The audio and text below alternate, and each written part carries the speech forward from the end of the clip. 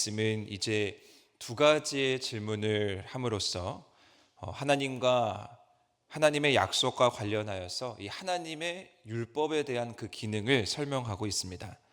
첫 번째 질문은 무엇이냐면요, 19절부터 나타나는데 하나님께서 과연 이 율법을 허락하신 목적이 과연 무엇이냐라는 것입니다.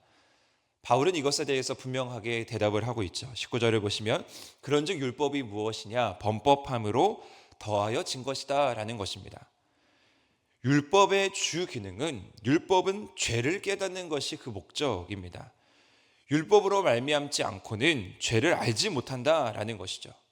그래서 율법은 죄를 드러내는 기능을 하게 되는 것입니다.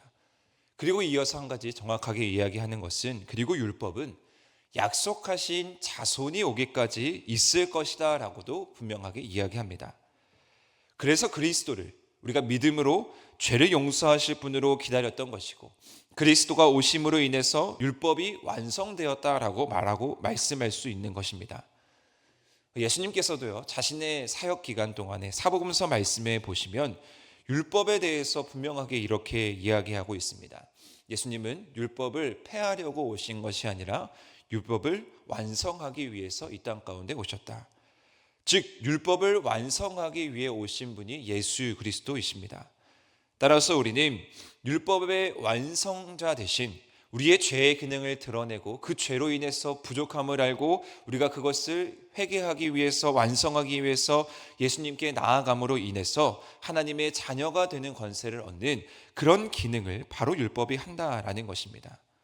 자, 그러면 두 번째 질문이 바로 이러한 맥락 가운데에서 펼쳐집니다. 21절 말씀에 보시면 그렇다면 율법이 과연 하나님의 약속과 반대되는 것이냐라는 질문입니다. 결코 그럴 수 없다는 것이죠. 그리고 바울은 어떤 논리를 펼치고 있냐면요, 만일 능히 살게 하는 율법이 주어졌다면 그 의가 반드시 율법으로 인해서 얻게 될 것이다 라는 것을 설명합니다. 자, 그런데 그러한 율법, 능히 살게 할 수 있는 율법이 이 세상 누구에게도 주어지지 않았다라는 것이죠. 즉, 이 세상의 어떤 사람도 이 율법을, 하나님의 율법을 정확하게 다 지킬 수 있는 사람 결코 없다라는 것입니다. 우리는 매일 그 율법을 범하면서 살아가고, 우리는 어떠한 방법으로든 우리 삶 가운데에서 그 율법을 범할 수 있다라는 것이죠. 그러므로 이 율법은 우리를 결코 의롭게 할 수 없다라는 거예요. 율법은 우리를 의롭게 할 수 없고, 율법은 우리의 죄를 드러내는 역할만 한다라는 겁니다. 자, 그렇다면 이 율법과 하나님의 약속이 어떻게 조화를 이루면서 살아갈 수 있을까라는 것이 이제 우리가 갖는 숙제입니다. 사람들은 이 율법을 다 지킬 수 없기 때문에 이제 어디로 자연스럽게 시선을 돌려야 하냐면, 우리에게 주어진 약속의 은혜 가운데 우리의 시선이 머물러야 하는 것이죠. 우리는 그러한 하나님의 약속 가운데 더 깊이 나아갈 수 있는 것은 우리의 죄, 우리의 연약함, 우리의 허물이 얼마나 깊은지를 깨달을 때 비로소 하나님의 약속 가운데 나아갈 수 있다라는 것입니다. 22절 말씀에 보시면 이렇게 기록되어 있습니다. 성경이 모든 것을 죄 아래에 가두었으니. 우리 인간은 모든 사람이 죄인임을 분명하게 선포하고 있습니다. 그리고 성경 안에서도 계속해서 반복해서 이야기하는 것이 무엇이냐면요, 모든 죄인을 그의 죄로 가둬버린다라는 이야기죠. 그럼 과연 이 문제를 어떻게 해결할 수 있겠습니까? 절대로 율법으로는 이 문제를 해결할 수 없습니다. 왜냐하면 율법은 계속 그 죄가 무엇인지를 드러내는 역할만 하기 때문이죠. 이 문제를 해결할 수 있는 것은 바로 예수 그리스도를 믿는 믿음 안에서만 해결할 수 있습니다. 예수 그리스도의 신실하신 그 약속을 믿는 자에게만 그 죄의 문제를 해결받을 수 있다라는 것이죠. 바울도요, 오늘 말씀에 보시면 결코 율법을 부인하거나 율법을 반대하거나 율법이 잘못됐다라고 이야기하고 있지 않습니다. 바울은 계속해서 유대인들에게 율법의 순기능에 대해서 이야기하고 있는 것이죠. 23절, 24절 말씀에서도 계속해서 설명하고 있는데, 우리가 율법 아래에 있을 때 어떠한 모습이었는가? 율법이 오기 전에는 우리는 율법 아래에 매어 갇힌 자였습니다. 하나님의 율법과 명령을 우리를 제한하고 우리를 가둬두고 우리를 도망하게 할 수 없음을 강조하고 있습니다. 또한 24절에서도 율법은 초등교사가 된다라고 말씀하고 있습니다. 율법은 마치 교육자로서 우리를 감시하고 우리를 안내하는 역할을 한다라는 것이죠. 그러나 율법은 거기에서 그치지 않습니다. 우리가 매인바되고 우리가 갇혔고 우리가 감시당하고 우리가 교육받는데 그것이 언제까지이냐? 바로 믿음의 때까지이다라는 것을 분명하게 이야기하죠. 그래서 율법이 우리를 그리스도께로 인도하는 초등교사가 되어서 우리로 하여금 믿음으로 의롭다함을 얻게 하려 함, 거기까지 나아가야 함을 이야기하고 있습니다. 자, 정리하면요, 이렇게 정리할 수 있습니다. 우리가 죄인임을 분명하게 깨닫고 그것을 알므로 겸손히 깨어지고 은혜를 구하며 예수 그리스도께 나아갈 수 있습니다.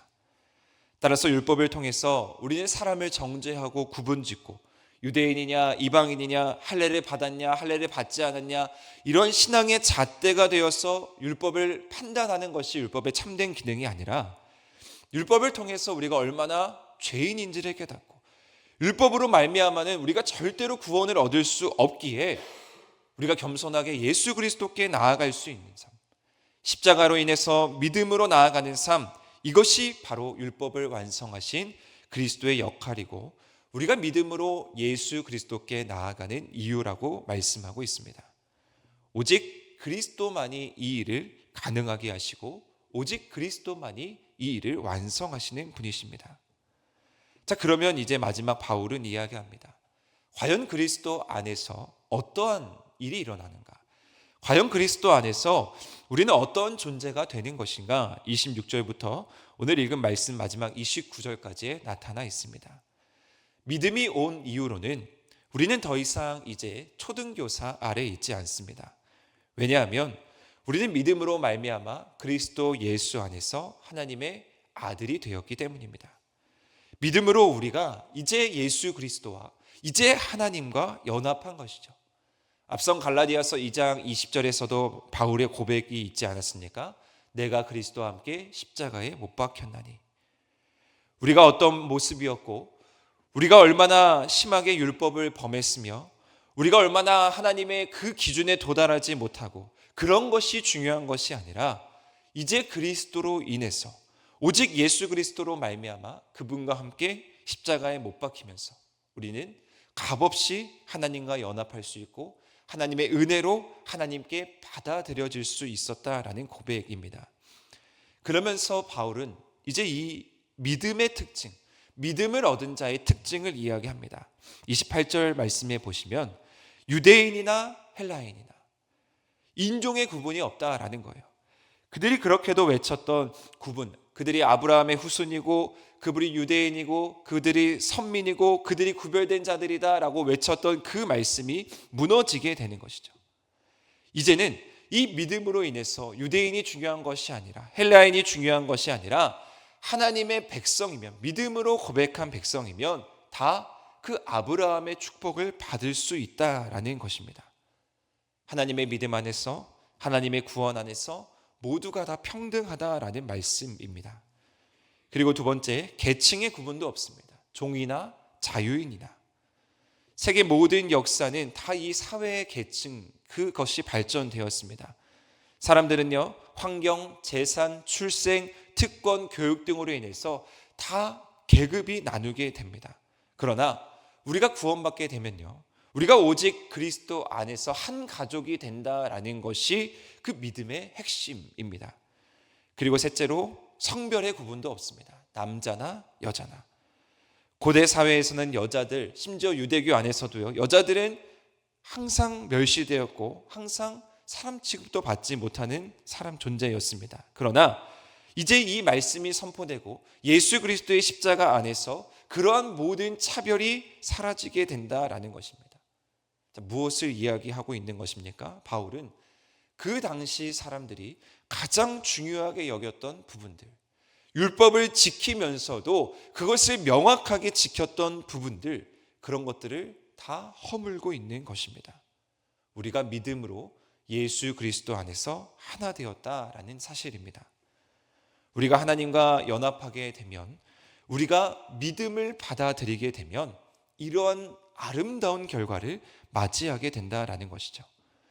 이것이 바로 믿음의 놀라운 힘이고 우리 교회 공동체가 추구해야 하는 방향입니다. 우리가 그리스도의 것이 된다면, 우리가 그리스도 안에 머무른다면 아브라함이 받은 그 놀라운 축복의 약속의 주인공이 우리가 되는 것이고, 하나님의 나라의 그 유업을 잇는 주인공이 바로 우리가 된다라는 것입니다. 우리가 복음을 전하는 이유가 바로 여기에 있습니다. 우리가 세상 가운데 나아가 복음을 전하는 이유는 이 세상 가운데 질서에 맞춰 살아가는 사람들에게 이제 예수 그리스도와 함께 우리가 예수 그리스도의 질서 안에서, 우리가 창조의 질서 안에서 하나님을 알고 예수 그리스도를 믿음으로 받아들이고 함께 살아가자라는 것을 전하는 것이죠. 예수 그리스도가 오심으로 인해서 율법의 기능은 완성된 것입니다. 율법의 임무는 예수 그리스도가 오심으로 인해서 거기에서 끝난 것이죠. 이제 우리에게는 믿음의 길이 열린 것입니다. 우리는 믿음으로 하나님의 자녀가 되었습니다. 따라서 오늘도 우리는 이 사실을 세상 가운데 전해야 합니다. 유대인이나 헬라인이나 종이나 자유인이나 남자나 여자나 이제 그것이 중요한 것이 아니라 예수 그리스도를 믿느냐 예수 그리스도를 믿지 않느냐, 이것으로 인해서 우리가 하나님께 나아갈 수 있다라는 것이죠. 따라서 우리는 오늘도 이 복음의 메시지를 붙들고 세상 가운데 나아갑니다. 예수님을 아직도 모르는 사람들에게, 아직도 모든 사람들에게 기회가 주어졌는데 그것을 받아들이지 못하는 사람들에게 어떻게 하면 우리가 우리 주변 사람들에게, 우리의 많은 이웃들에게 그 예수 그리스도의 십자가를 알게 할 수 있으며 그들이 이 십자가의 구원 아래, 그 영역 아래 머무르게 하게 할 수 있을지, 그것을 고민하면서 오늘도 우리가 이 바울의 마음과 같이 세상 가운데 나아가 복음을 전하시고 우리의 발걸음 승리하며 나아가는 귀한 하루 되시기를 주님의 이름으로 축복합니다.